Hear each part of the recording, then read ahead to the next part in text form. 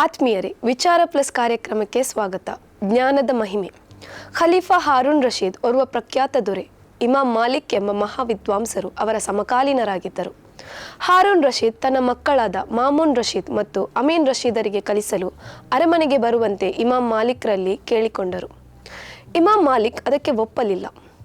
ಕಲಿಯಲು ಬಯಸುವವರೆಲ್ಲ ತನ್ನ ಬಳಿಗೆ ಬರುವುದೇ ರೂಢಿ, ಅದನ್ನು ಉಲ್ಲಂಘಿಸಲು ಸಾಧ್ಯವಿಲ್ಲವೆಂದು ಅವರು ತಿಳಿಸಿದರು. ಅವರ ಈ ಸ್ವಾಭಿಮಾನವು ಹಾರೂನ್ ರಶೀದರನ್ನು ಚಕಿತಗೊಳಿಸಿತು. ಮಕ್ಕಳನ್ನು ಕರೆದುಕೊಂಡು ಅವರು ಇಮಾಮ್ ಮಾಲಿಕ್ರ ಪಾಠಶಾಲೆಗೆ ತಲುಪಿದರು. ಅಲ್ಲಿ ಅನೇಕ ವಿದ್ಯಾರ್ಥಿಗಳು ಒಟ್ಟಿಗೆ ಕಲಿಯುವುದನ್ನು ಅವರು ಗಮನಿಸಿದರು. ತನ್ನ ಮಕ್ಕಳಿಗೆ ಇತರ ವಿದ್ಯಾರ್ಥಿಗಳ ಜೊತೆ ಕುಳಿತುಕೊಳ್ಳಲು ಸಾಧ್ಯವಿಲ್ಲ, ಆದ್ದರಿಂದ ಅವರಿಗೆ ಪ್ರತ್ಯೇಕವಾಗಿ ಪಾಠ ಹೇಳಿಕೊಡುವ ಏರ್ಪಾಟು ಮಾಡಬೇಕೆಂದು ಇಮಾಮ್ ಮಾಲಿಕ್ರಿಗೆ ತಿಳಿಸಿದರು. ಆ ವಿದ್ವಾಂಸರು ಅದಕ್ಕೆ ಒಪ್ಪಲಿಲ್ಲ.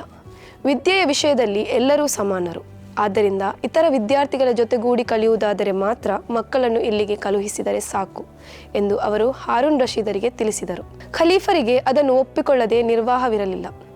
ಜ್ಞಾನವು ಅಮೂಲ್ಯವಾಗಿದೆ, ಅದನ್ನು ಗಳಿಸುವವರು ಮಹಾಭಾಗ್ಯಶಾಲಿಗಳು. ಜ್ಞಾನವಿಲ್ಲದ ಅಧಿಕಾರ ಮತ್ತು ಹಣ ಅಪಾಯಕಾರಿಯಾದಿತ್ತು. ಅಜ್ಞಾನವು ಅಂಧಕಾರವಾಗಿ ಅದು ಪಾಪಕ್ಕೆ, ತನ್ಮೂಲಕ ಪತನಕ್ಕೆ ಹೇತುವಾಗುತ್ತದೆ. ಜ್ಞಾನವು ಬೆಳಕಾಗಿದೆ, ಅದು ಜೀವನವನ್ನು ಶೋಭಾಯಮಾನವಾಗಿಸುತ್ತದೆ. ವಿದ್ಯೆ ಪರಿಶುದ್ಧ ಜೀವನಕ್ಕೆ ನಾಂದಿಯಾಗುತ್ತದೆ. ವ್ಯಾಪಾರ ಸಂಸ್ಕೃತಿಯು ಇಂದು ವಿದ್ಯಾಭ್ಯಾಸ ರಂಗಕ್ಕೂ ವ್ಯಾಪಿಸಿದೆ. ಅದರ ಪರಿಣಾಮವಾಗಿ ವಿದ್ಯೆಯು ಇಂದು ಮಾರಾಟದ ಸರಕಾಗಿದೆ. ವೈದ್ಯಕೀಯ ವಿದ್ಯೆಯು ಇದಕ್ಕೆ ಅಪವಾದವಲ್ಲ. ರೋಗದಿಂದ ನರಳುತ್ತಿರುವ ಮನುಷ್ಯನನ್ನು ರಕ್ಷಿಸಬೇಕಾದ ಈ ವಿದ್ಯೆಯು ಪೂರ್ಣವಾಗಿ ಹಣಕ್ಕೆ ಅಧೀನವಾಗಿದೆ. ವ್ಯಾಪಾರೀಕರಣಗೊಳ್ಳದ ಒಂದೇ ಒಂದು ವಿದ್ಯಾಕ್ಷೇತ್ರವು ಇಂದು ಉಳಿದಿಲ್ಲ. ಜ್ಞಾನಗಳಿಕೆ ಮತ್ತು ಅದರ ಪ್ರಸಾರವನ್ನು ಪರಿಶುದ್ಧ ಕಾರ್ಯವಾಗಿ ಪರಿಗಣಿಸುತ್ತಿದ್ದ ಕಾಲವೊಂದಿತ್ತು. ಅಂದು ಅದು ಮಹಾನ್ ಸೇವೆ ಎನಿಸಿತು. ಅನಂತರದ ಕಾಲದಲ್ಲಿ ಧನದಾಹಿಗಳಾದ ವಿದ್ವಾಂಸರು ತಮ್ಮ ಜ್ಞಾನವನ್ನು ಅಮಾಯಕರನ್ನು ಶೋಷಿಸುವ ಅಸ್ತ್ರವಾಗಿ ಬಳಸಿದರು. ಅವರು ಹಣ ಮತ್ತು ಅಧಿಕಾರದ ಆಸೆಯಿಂದ ಆಡಳಿತ ವರ್ಗದ ಮುಂದೆ ಸಾಷ್ಟಾಂಗವೆರಗತೊಡಗಿದರು. ಆಗ ಜ್ಞಾನದ ಪರಿಶುದ್ಧತೆ ಕಳೆದು ಹೋಯಿತು.